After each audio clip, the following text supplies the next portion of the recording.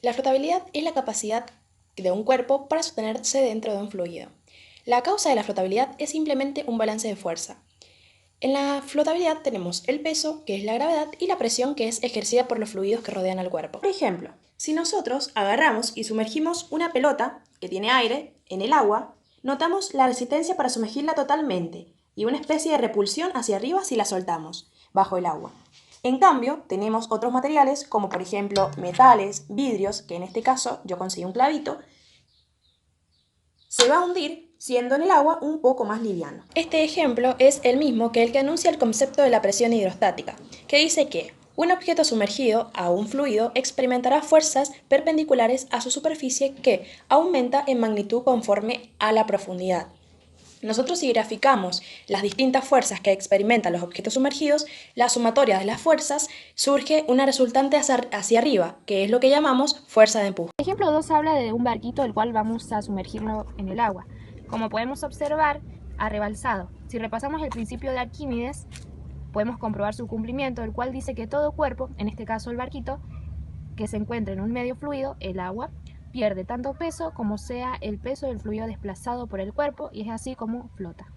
Esto nos da la pauta de que un objeto con un volumen de 1 litro desplazará 1 litro de agua. Y como la densidad del agua es de 1 kilogramo por litro, la masa de agua desplazada va a ser de 1 kilogramo. Es decir, con un peso de 9.8 newton. Esto quiere decir que el objeto recibirá una fuerza de empuje hacia arriba de 1 kilogramo fuerza, o sea de 9.8 newton. Por lo que resulta que si el peso del objeto es inferior a la fuerza de empuje hacia arriba, el objeto va a flotar. Pero si el peso del objeto es mayor a la magnitud de la fuerza, el objeto va a hundirse. La fuerza del empuje corresponde al peso del volumen del líquido desalojado. En resumen, podemos decir que si la masa del objeto es mayor a la masa del líquido desplazado, se va a hundir. Y si la masa del objeto es menor a la masa del líquido desplazado, va a flotar.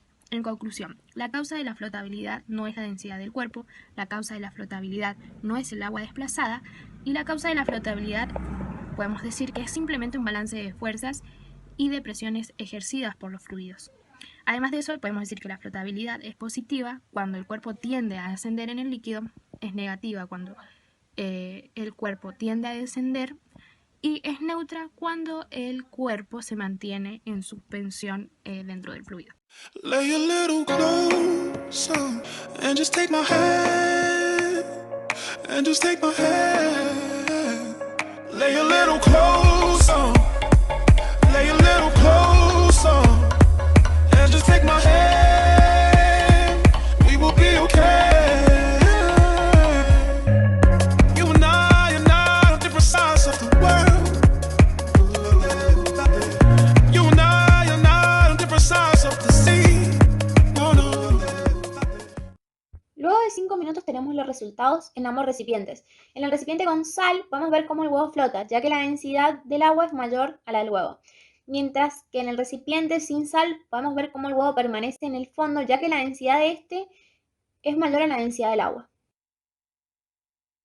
Presión. Se define como la fuerza por unidad de área para describir la influencia sobre el comportamiento de un fluido. Usualmente es más conveniente usar la presión que la fuerza. La unidad estándar de presión es la pascal, el cual es newton por metro cuadrado. Un objeto descansando sobre la superficie, la fuerza que presiona sobre la superficie es el peso del objeto, pero en distintas orientaciones podría tener en área de contacto con la superficie diferente y de esta forma ejerce diferente presión. A continuación vamos a ver una ecuación. Hacemos un experimento sobre la presión en base al área y la fuerza que se aplica. Los materiales son chinches, una hoja y 2 globos. El primer paso es clavar la chinche en la hoja. Luego agarramos un globo y ejercemos presión sobre la chinche. El globo va a explotar ya que toda la fuerza se aplica sobre la superficie. En el segundo caso aplicaremos más chinches en la hoja de la siguiente forma. Cuando ya queden de la siguiente forma, agarramos el otro globo y ejercemos presión. El globo no se romperá ya que la fuerza aplicada se distribuye en los distintos puntos de la superficie.